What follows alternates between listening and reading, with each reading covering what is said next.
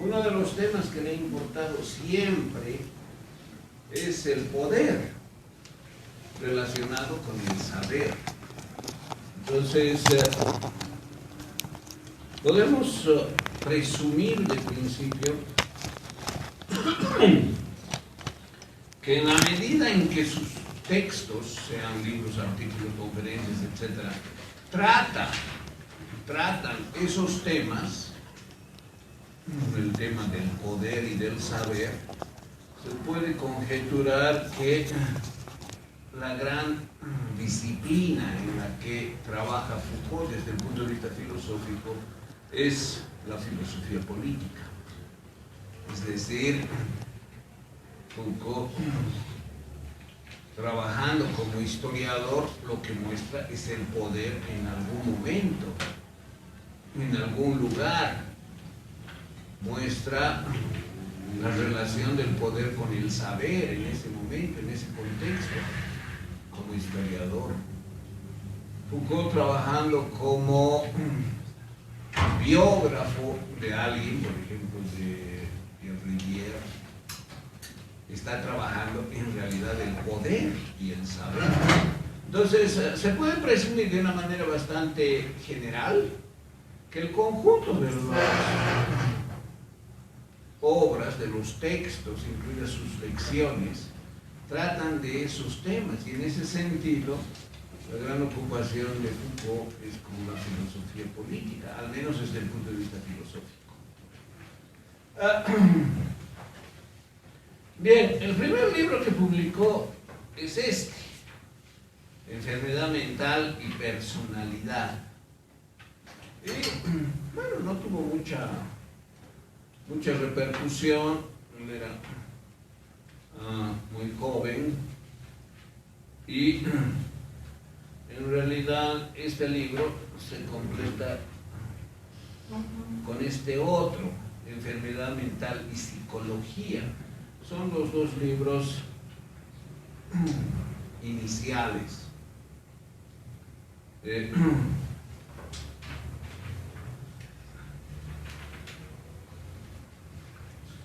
Uno de los temas que le interesa a Foucault es la psicología. Y desde ese punto de vista analiza cómo la psicología y particularmente la psiquiatría establecen trastornos de la personalidad, la propia enfermedad mental. ¿Sí? ¿Cómo a qué edad publicó su primer libro, Foucault? Enfermedad mental y personalidad. Ah, ¿cómo a qué edad más o menos? Él nació en el 26, esto fue en los 50, entonces tenía alrededor de 25, 28 años. No sé si está aquí en el disco, para que sepamos exactamente, porque esta fecha que está aquí, del 54, tendría 28 años, ¿no? Vamos a ver si en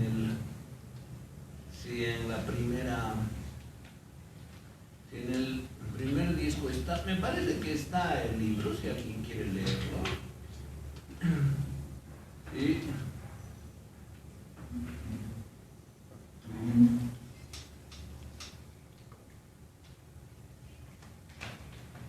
a ver, aquí está.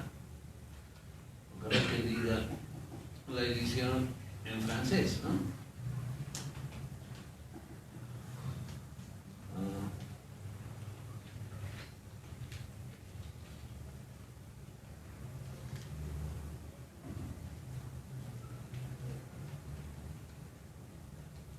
Penosamente no dice.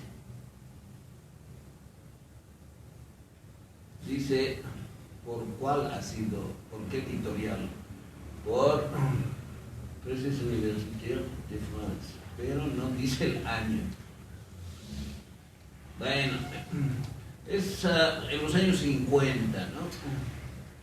Entonces tenía, si era 54, 28 años, y es su primer libro.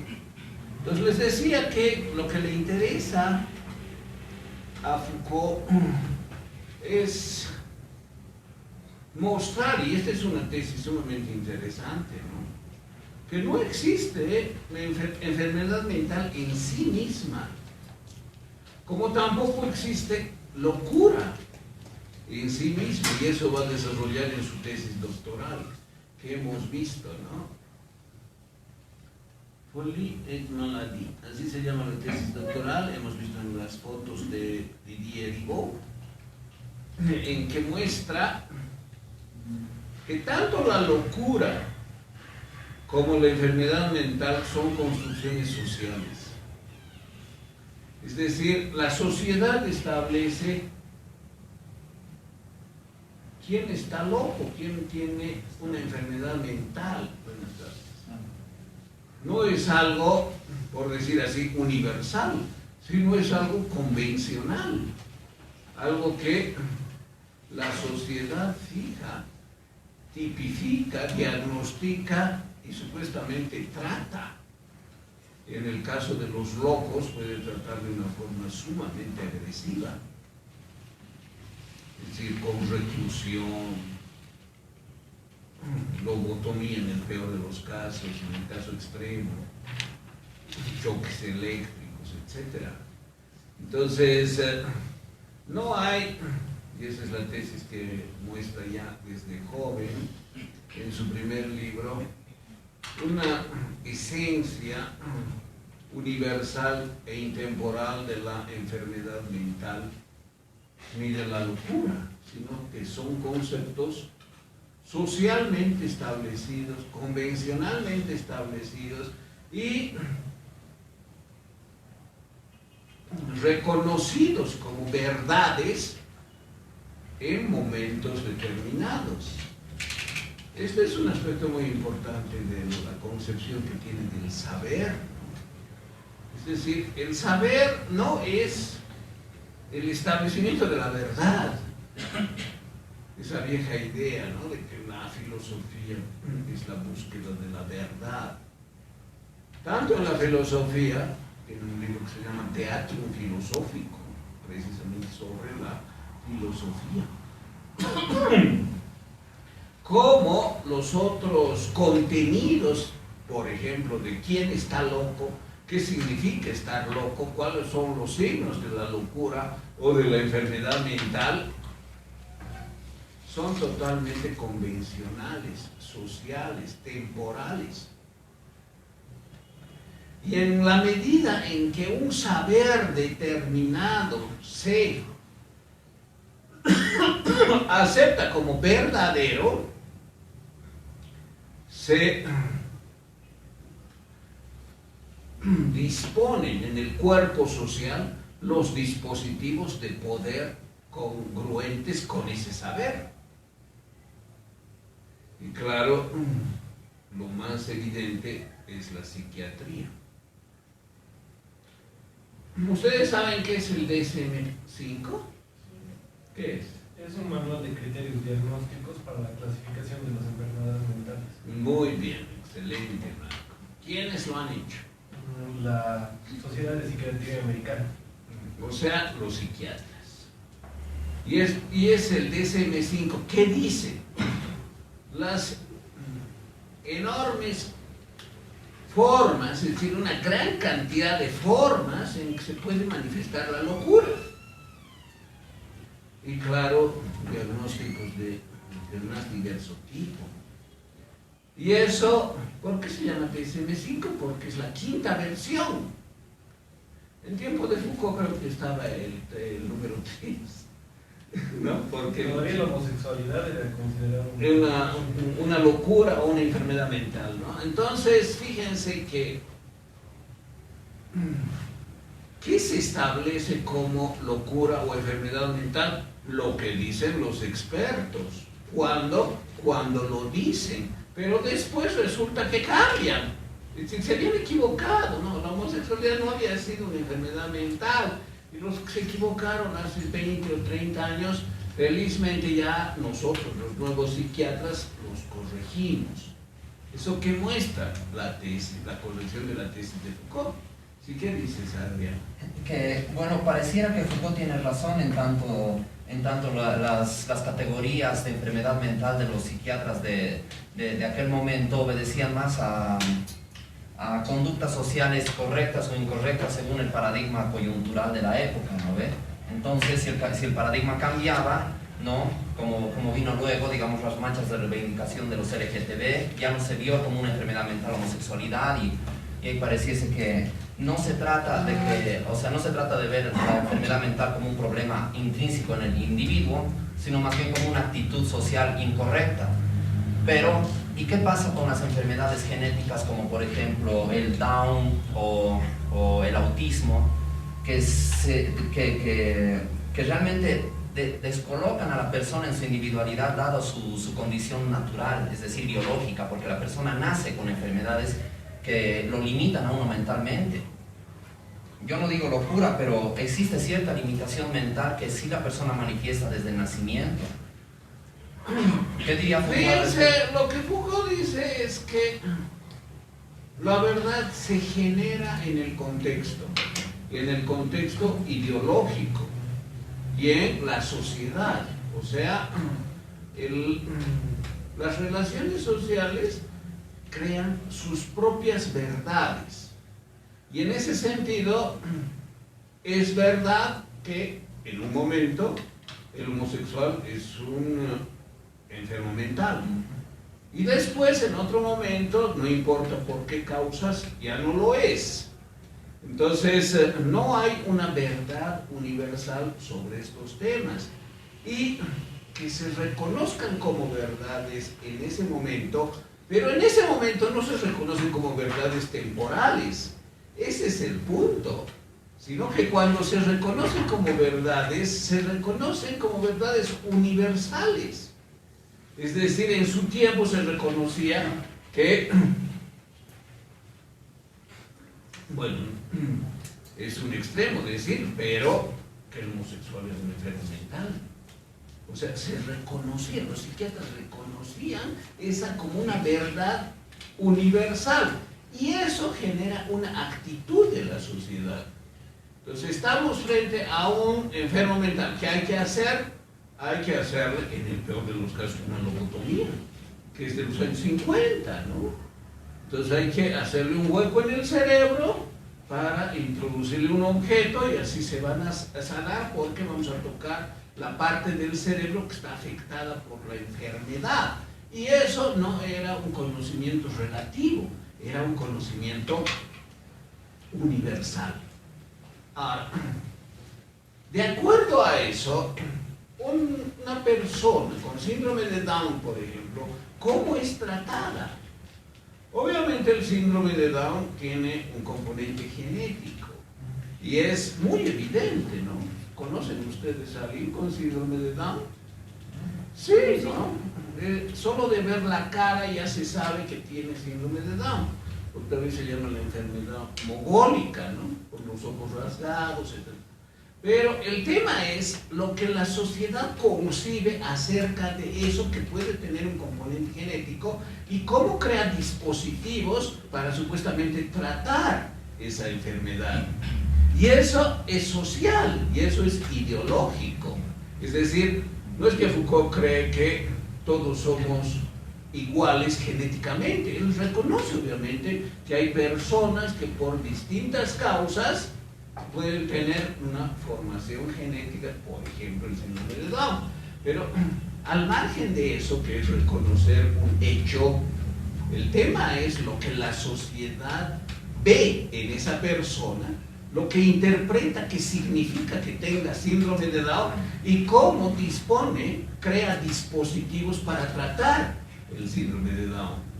Entonces, a eso se refiere en el sentido en que la sociedad crea saberes y esos saberes establecen poderes.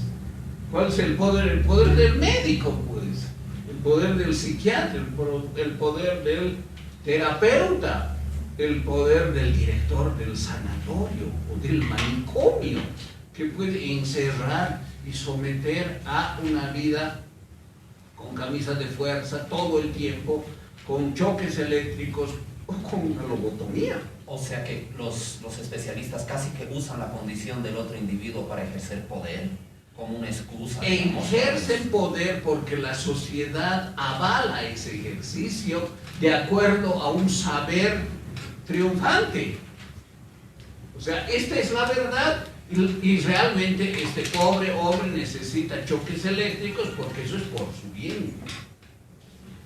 O sea, no es que están avalando el sadismo o algo parecido, sino están ejerciendo el poder reconocido institucionalmente como necesario y beneficioso, de manera que beneficie al paciente.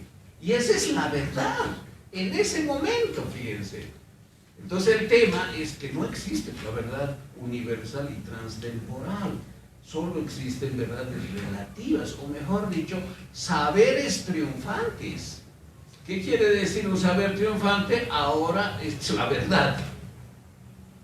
Y claro, Foucault muestra que antes era otro, y antes era otro, y cada saber en cada momento tenía poderes correlativos. Es decir, las verdades reconocidas como tales en contextos específicos se relacionaban con dispositivos de poder para el ejercicio del poder según esa verdad. Entonces, eso es lo que le interesa a Foucault en todos sus libros, desde el primero.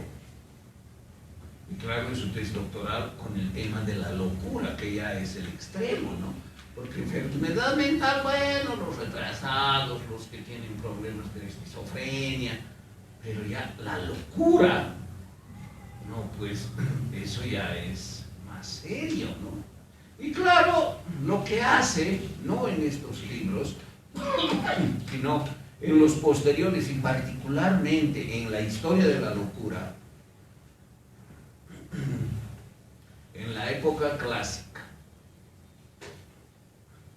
Son los 2 tomos, a veces hay en 3 tomos, pero es su tesis doctoral, esta que hemos visto, hemos hablado. Lo que hace es mostrar cómo ha variado el concepto de locura. Porque evidentemente el loco no es el mismo en el siglo XVI que en el siglo XX. Además, el tratamiento que se le da al loco no es el mismo en el siglo XVI, XVII, esa es la época clásica, ¿no? Que en el 20, en los años 50, las lobotomías las lobotomías ambulantes, así era. En Estados Unidos, fíjense, un médico que andaba con sus aparatos, con su parafernalia de lobotomía ambulante, de ciudad en ciudad, de estado en estado, haciendo lobotomías al por mayor. ¿Qué diferencia hay, por ejemplo, con la nave de los locos? ¿Alguien sabe qué es la nave de los locos? Sí, Marco. Bueno, cuando creían que la enfermedad era una enfermedad moral y demás, no sabían dónde agrupar a todos los locos. Entonces los mandaban en un barco sin comida, sin nada y a su suerte. Sí, tenían la idea, es en el siglo XVI, XVII, de que el contacto con la naturaleza iba a aclarar la mente y se iban a sanar los locos, ¿no? Entonces los dejaban en un barco que a su suerte. No había un capitán, un timonel, sino que se las arreglen. Y viendo el paisaje, el agua, el río, la vegetación, y bueno, pasando de una a otra ciudad, se suponía que iban a curarse. Y claro, eventualmente llegaban a algún lugar, a alguna ciudad, se bajaban algunos, que podía pasar cualquier cosa, ¿no? Entonces la nave de los locos, esta terapia del siglo XVI, XVII, está dada en función de otra conceptualización de la locura, precisamente como un desorden ocasionado por la falta de vida al aire libre. Y esa falta de vida al aire libre se compensaba yendo en un barco que no era una prisión, tampoco hay que entender como una prisión, sino como a la deriva. Entonces, comparen eso, por ejemplo, con las lobotomías.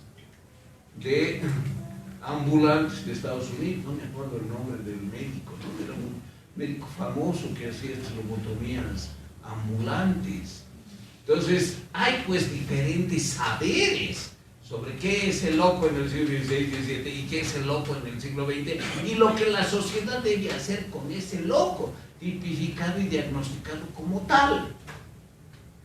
Entonces, eso es lo que le interesa a Foucault, mostrar cómo la sociedad, por decir así, despliega una cantidad de dispositivos de poder. En el fondo es poder. Claro, tiene poder el que hace la lobotomía, el que hace los choques eléctricos, o el que dice, ya váyanse en este barco, ¿no? A su suerte. Tienen poder. Y ese poder está avalado por algo que se considera en ese momento verdadero, que es el conocimiento de qué es el loco y qué debe hacer la sociedad con el loco.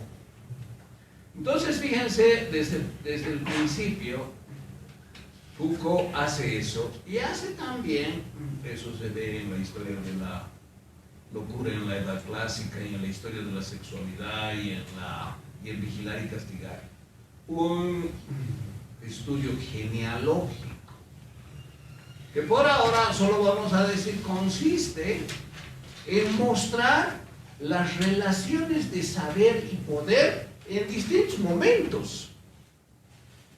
Entonces podemos identificar que el siglo XVI, XVII, con la nave de los locos y el saber de este tiempo, de la edad moderna, es una manera de entender la locura y de ejercer poder sobre la locura. Y después viene otra, y así se llega al siglo XX.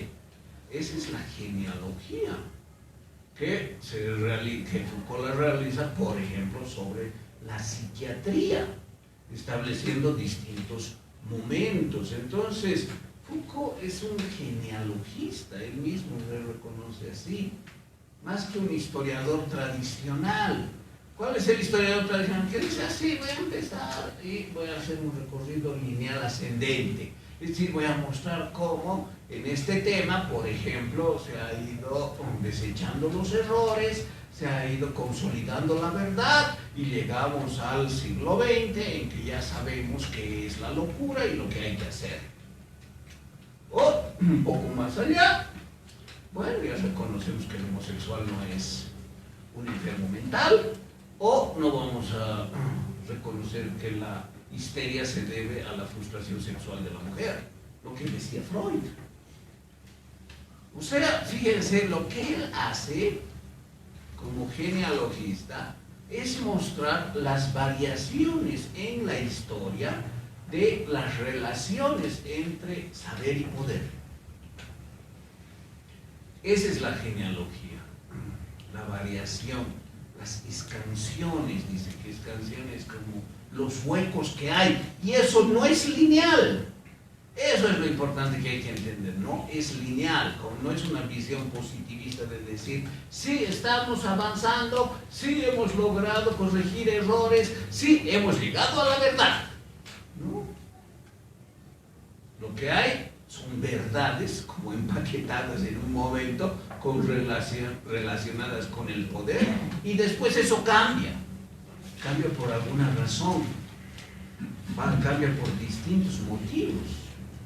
Puede ser la movilización social, sí, lo que decía Adrián sobre, por ejemplo, estos movimientos minoritarios, es así, claro, ha hecho cambiar del punto de vista la verdad sobre qué es un homosexual, por ejemplo. Entonces, no hay linealidad ascendente en el sentido en que lo mismo se va construyendo, sino hay momentos en que las verdades reconocidas en esos momentos están relacionadas con dispositivos de poder, y eso cambia. Y establecer eso es hacer la genealogía. Y Foucault hace genealogía con el nombre de historia. sus libros que tienen la palabra historia, que son dos, historia de la sexualidad e historia de la localidad clásica, son cabalmente genealogías. Pero también hay otras. Este libro, que es también relativamente de juventud, es decir, de los primeros que he escrito, es la genealogía de la medicina. Es decir, cómo la medicina ha llegado a ser lo que es en el siglo XX, de acuerdo a una visión de qué es la salud, de qué es el cadáver. ¿Cuándo se descubre qué es la salud? Cuando se abren los cadáveres, dice. Es decir, cuando la autopsia es legal. Antes, cuando era ilegal, solamente se tenía un conocimiento fragmentario, no solamente de la estructura, de la anatomía, sino también una concepción fragmentaria de la vida. Entonces, fíjense, desde muy joven, menos de 30 años, Foucault escribe libros con esta orientación genealógica, de relacionar en distintos momentos el saber triunfante con el poder emergente. Eso es lo fundamental que hay que entender. Desde el punto de vista de la filosofía política es crucial, porque el tema de la filosofía política es el poder, y el poder ejercido, el poder impuesto, el poder que está justificado en la verdad. No es la maldad de alguien, sino que es el poder porque en ese momento se reconoce la verdad que lo fundamenta como eso, como la verdad. Entonces, en el nacimiento de la clínica vamos a encontrar que hay distintos momentos para crear verdades y establecer poderes emergentes. Ahora es interesante ver que en cada momento, cuando hay un saber triunfante, hay también un saber relegado. ¿Qué quiere decir eso? Podemos decir la ideología perdedora, ¿no? Que significa que cualquier triunfo ideológico, es decir, es la verdad ahora, pero no digo ahora, es la verdad para siempre. Así lo dice el que enuncia la verdad, no dice por ahora, no, dice esta es la verdad para siempre. Y eso supone que tenga éxito, que otros pares le reconozcan y que establezcan, sí, tienes razón, así es. Y eso supone aplastar otras teorías, otras ideologías erradas, supuestamente, que se convierten en saberes relegados, saberes aplastados, saberes sometidos. Es decir, esa es ideología falsa, esa no es la verdad, esas son ideas erradas, la verdad es esta. Pero resulta que esos saberes relegados, aplastados por un tiempo, no es que desaparecen, siguen existiendo como saberes subterráneos en otros momentos y en algún momento pueden emerger. Y eso es lo que a él le interesa, cómo hay expresiones de personas que no están muy al tanto de los saberes relegados, pero que sí muestran una resistencia al poder y por lo tanto la posibilidad de que resurjan saberes sometidos, constituyéndose otro momento. Entonces, el desarrollo de la historia es el desarrollo de la lucha de saberes y también de los correlatos respectivos en los poderes emergentes y también de saberes aplastados que se levantan contra los poderes establecidos y cómo levantándose esos poderes dan lugar cambios. Es decir, hay que dudar de la verdad oficial para resistir. Eso es lo que dice.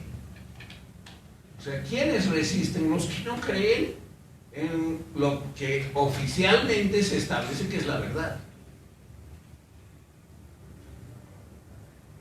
¿Por qué?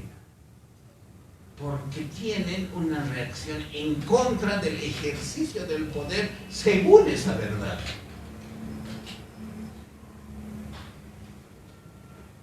Y eso se da en todas las disciplinas relacionadas con los dispositivos de poder. ¿Cuáles son los dispositivos de poder de la medicina? Bueno, todos conocemos ahora, ¿no? Un médico puede establecer cuarentena, por ejemplo. Un médico de salud pública puede decir, no, esta zona está en cuarentena, un equipo, ¿no? ¿Por qué? Porque es gravísimo lo que hay aquí, puede contagiar al resto de la población. El poder que puede tener un médico, que es posible que llegue a obtener el médico, puede ser muy grande. Un médico con la mirada clínica, además. Eso es lo interesante, ¿no? El médico en el siglo XX tiene una mirada clínica. Y la mirada clínica ha sido estudiada por Foucault en su arqueología, es decir, en sus componentes más remotos de acuerdo al proceso de constitución de la propia medicina como ciencia. Y eso lo hace muy temprano. También está una respuesta a su padre, ¿no? Es decir, es una respuesta a lo que su padre esperaba de él. ¿Qué esperaba? Que sea médico como él mismo. Claro, por eso además lo llevaba a ver las operaciones, ¿no? Que James Millett señala como secreto de un hombre. Es decir, eso le ha motivado a estudiar la genealogía de la medicina, establecer la arqueología de la mirada médica, a señalar cómo nace la clínica. Entonces, fíjense, desde muy temprano hay este deseo de establecer la genealogía. Hay también otros libros dedicados a distintos temas. Raymond Husserl, por ejemplo, un libro publicado por Foucault en vida con ese título, es la biografía de esta personalidad que es un investigador, un escritor que viajó mucho, que escribió en diferentes culturas y que Foucault estudia como parte de sus intereses intelectuales. Estas dos obras, La arqueología del saber y Las palabras y las cosas, también hablan, la primera es lo que podríamos llamar una epistemología de los saberes triunfantes, es decir, cómo se establece finalmente que se constituya como verdadero determinado conocimiento en un contexto específico. ¿Cuáles son sus manifestaciones, sus recurrencias? ¿Cómo hay niveles de tratamiento formal de ese discurso? Y Las palabras y las cosas es lo que podríamos llamar la genealogía del saber moderno. El subtítulo de esta obra, vamos a ver los años, eso, bueno, creo que en lo que yo he puesto, lamentablemente solo está de las traducciones, no del original, esa es una limitación sin duda. Fíjense, aparece muy temprano. Está, fíjense. No, este es el año, sí. Este es el año de la publicación en el original, en este caso francés. Maisons de la Clinique, etc., ¿no? Y este es el año de la traducción en español. Entonces está bien el año 54 que hemos dicho, a los 28 años escribió Enfermedad Mental y Personalidad. A los 37, El Nacimiento de la Clínica. Ese mismo año, este estudio sobre Raymond Roussel, que es una biografía. Y después su tesis doctoral, ¿no?, que se llama Folie de raison, que quiere decir locura y sin razón, y que ha sido publicado después con este título, el 64.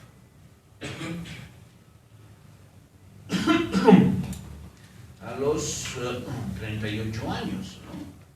Había nacido el 26. Entonces, y esto como tesis doctoral en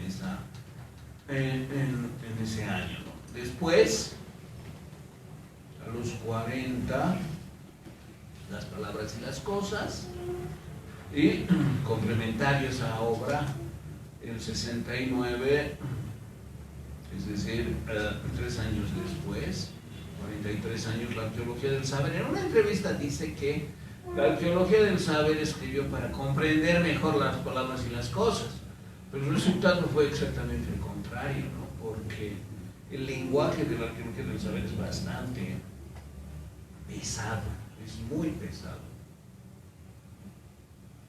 Y después están sus obras estrella, ¿no?, las que lo han catapultado a la fama mundial, que son Vigilar y Castigar e Historia de la Sexualidad. Bueno, la Historia de la Locura también es bastante conocida, y eso se da en estos años, ¿no? Ya cerca a los 50, ¿no? 49, 50, y después demoró bastante, fíjense, en el tomo 2. Hay 8 años de diferencia entre el tomo 1 y el tomo 2 de la Historia de la Sexualidad. Y el tomo 3 apareció muy rápido, el mismo año aparecieron el 2 y el 3. Y aquí hay que ver lo que les contaba, ¿no?, sus experiencias en California, el Gran Cañón, etc. Bueno, entonces estos son los libros. Y finalmente el cuarto tomo, que quedó inconcluso, pero él no quiso publicar en vida, prohibió que se publique después de la muerte, después de su muerte, pero pasados transcurridos más de 30 años se publicó igual. Entonces, estos son los principales libros de Foucault. No son todos, ¿no? Vigilar y Castigar es también una genealogía. Y como señala el subtítulo, es la genealogía, el nacimiento de la prisión.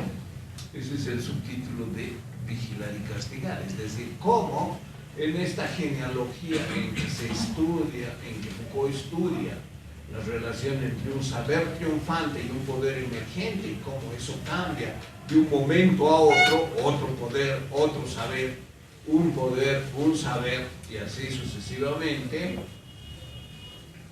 Él estudia las relaciones y transformaciones de los saberes y los poderes referidos a la prisión. ¿Por qué la prisión? ¿Por qué le interesa la prisión? Porque la prisión cristaliza de la manera más fuerte, más brutal, el ejercicio del poder. O sea, estar preso en el siglo XX en Francia, los años 70, evidencia el poder del Estado, evidencia el poder de la sociedad, pero evidencia también la verdad referida a justificar por qué debe existir una prisión y por qué es bueno encerrar a los delincuentes después del proceso respectivo. Claro, el proceso respectivo es largo, ¿no? Imputación, presunción de inocencia, derecho a la defensa, presentación de pruebas. consideración de la duda razonable, todos términos jurídicos. Entonces el procedimiento jurídico ha tenido un desarrollo y finalmente en el siglo XX hay un saber triunfante sobre la conveniencia y lo bueno que es tener prisiones donde están encerrados los delincuentes para la sociedad. Claro, eso lo analiza desde 1757, que es el suplicio de Damián, con lo que empieza la obra. Entonces, esa es la genealogía de la prisión. Fíjense, a eso se ha dedicado, y esto es pues filosofía política, está analizando la principal institución represiva, opresiva, que somete al individuo, que ejerce un poder brutal porque le arrebata la libertad, que supuestamente es el más importante valor individual en la sociedad moderna. Entonces, mostrar cómo eso ha devenido en lo que es en los años 70, en un país desarrollado como Francia y en otros de Europa y en Estados Unidos, es el propósito de este libro, de Vigilar y Castigar, que muestra el nacimiento de la prisión moderna, con los antecedentes de Jeremías Bentham, que diseña la prisión panóptica. Entonces, aquí es importante tener en cuenta algunas críticas que se le han hecho a Foucault, señalando que pierde de vista el tema político principal, que es la lucha por el poder. Especialmente los marxistas han hecho esa crítica. No, pues Foucault habla de ¿qué? De la cárcel. No, el tema de la política no es la cárcel. El tema de la política es la lucha por el poder, es hacerse del poder, es llegar al gobierno. Esa es la posición marxista que ha hecho críticas a Foucault, señalando que se pierde en temas como la cárcel, el manicomio y otros temas todavía más peregrinos, como una hermafrodita o un parricida.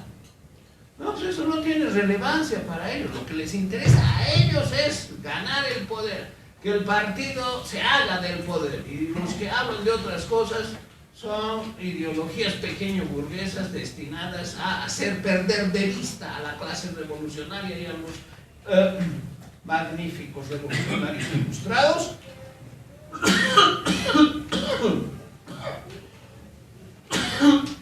La verdadera lucha. ¿Qué opinan ustedes?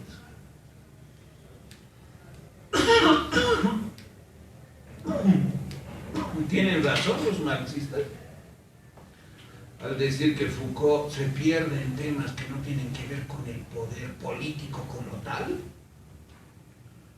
¿O también trata temas de poder?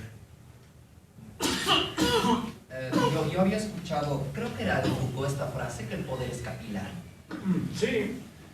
Entonces él está viendo pues desde su mínima hasta su máxima expresión el poder, y lo está analizando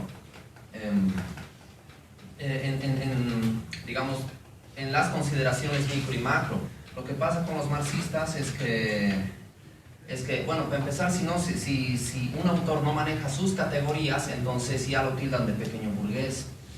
Por otro lado, el marxismo le interesa el movimiento de masas y no repara en fenómenos más pequeños, digamos, que de poder, como es la cárcel, como es un manicomio, donde cualquier marxista podría reconocer sí que existe una relación de poder, ¿no?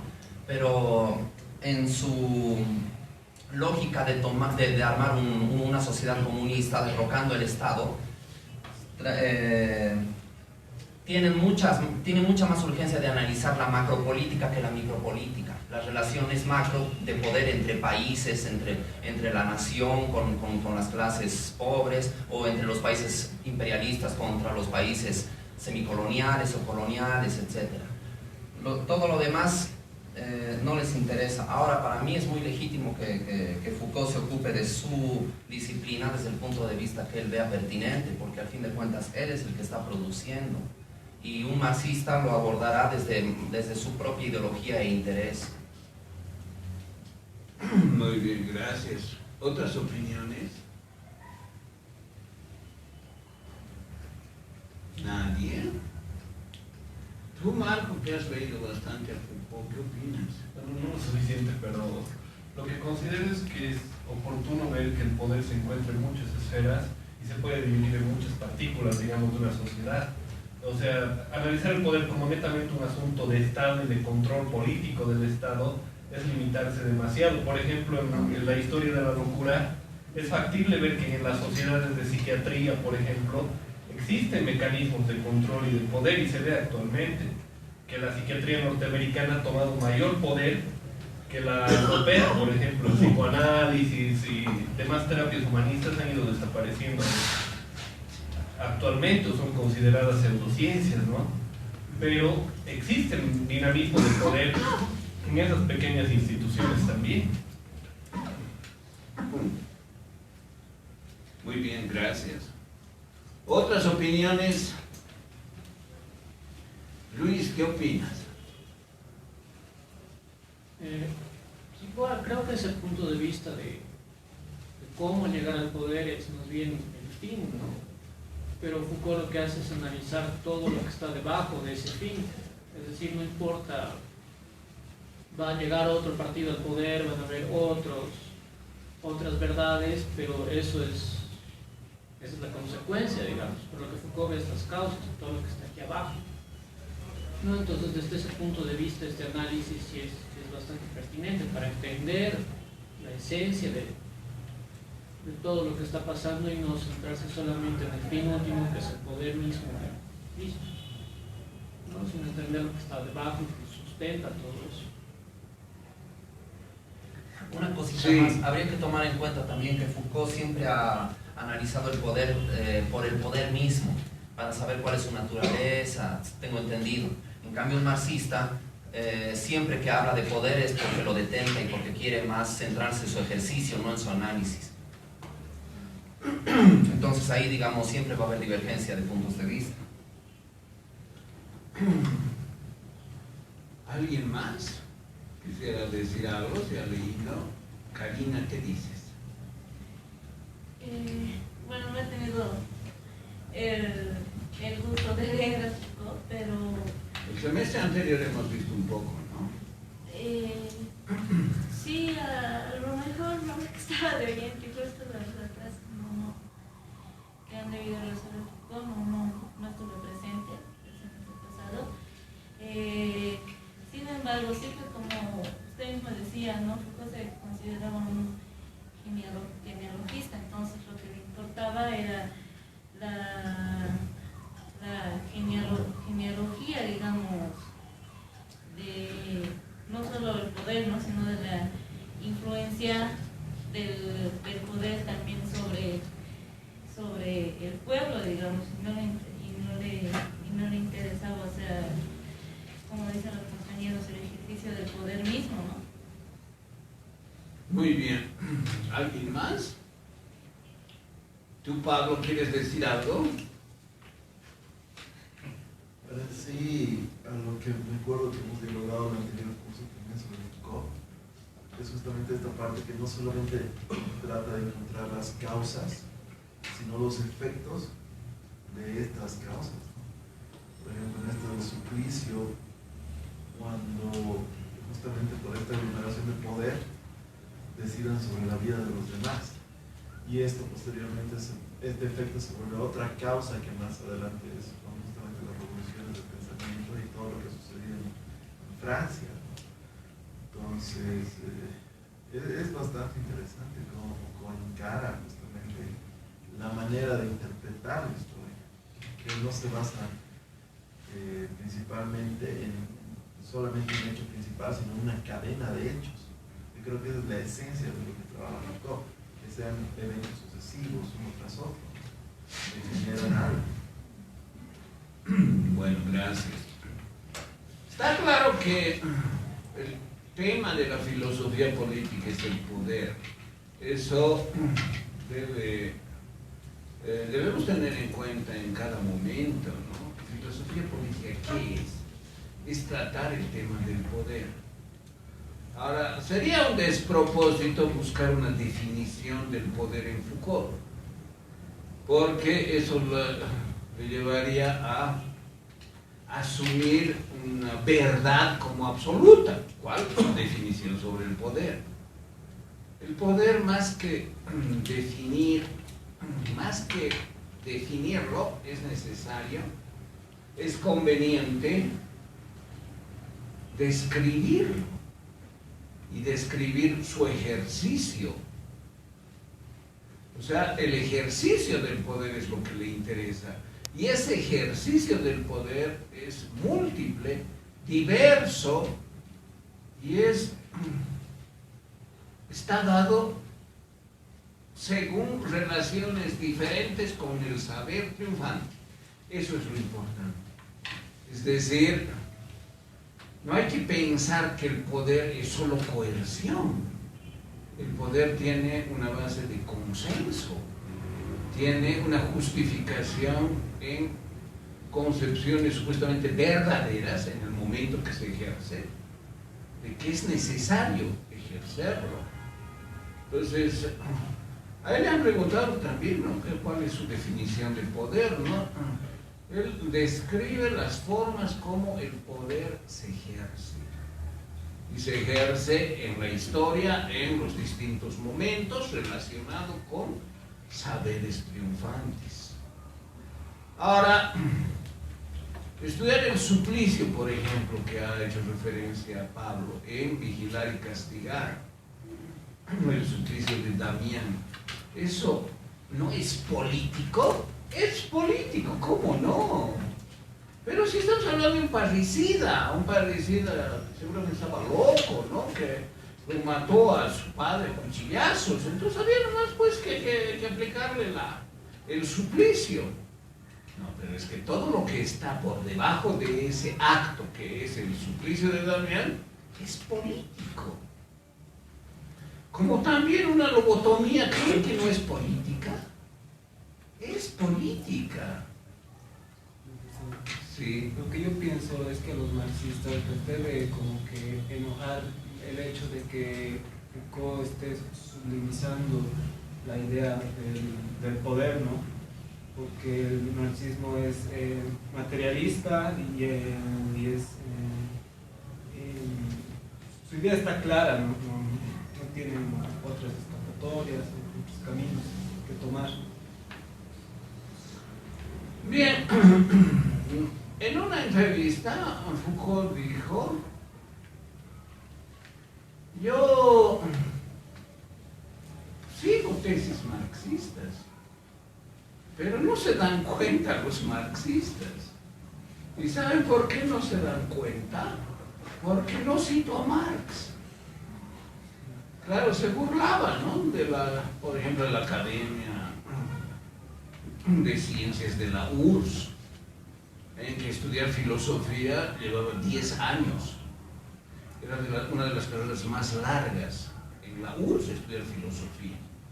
Y para tener el título de licenciado y de doctor en filosofía en la URSS, había que hacer una tesis repleta de citas de Marx, Engels, Lenin.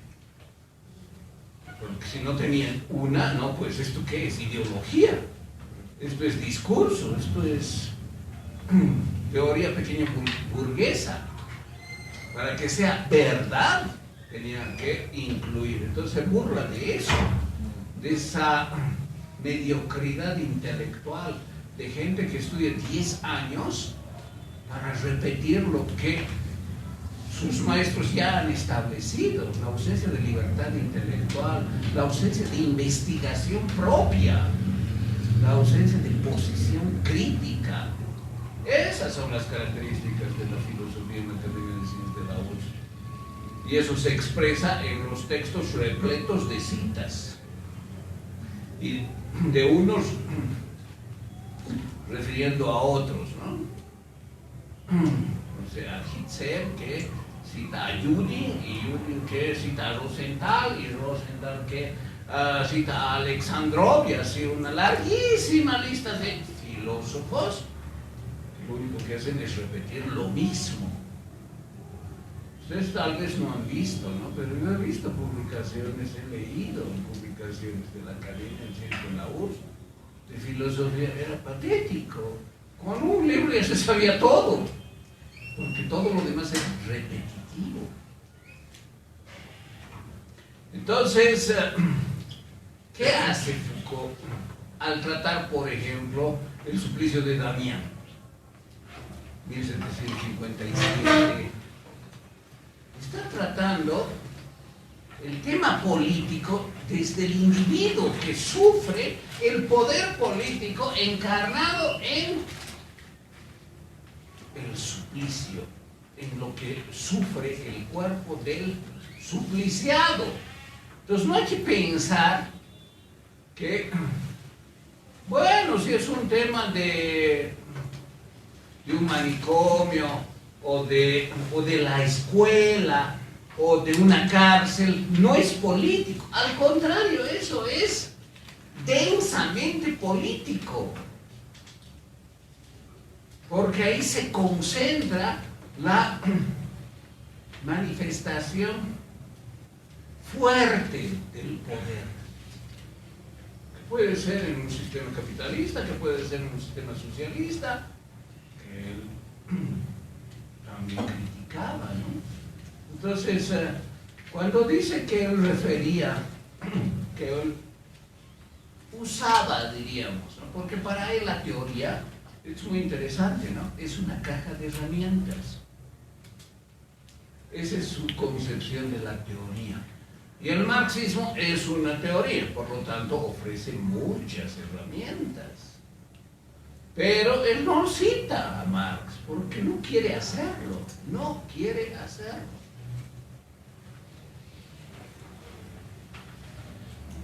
Usa las herramientas teóricas de Marx, pero no es que está defendiendo a la Unión Soviética. Al contrario, muestra que especialmente el capitalismo tiene contradicciones enormes. Y en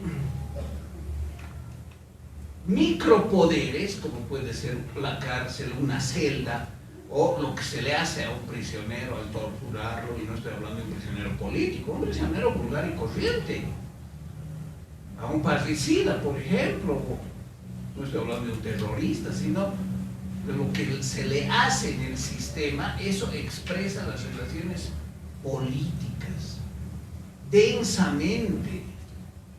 Entonces, vale la pena estudiar a Foucault, estudiar la cárcel, estudiar la sexualidad. ¿La sexualidad será política? No, pues para los marxistas no. Por eso Fidel Castro ha establecido que la homosexualidad era perseguida, era contrarrevolucionaria.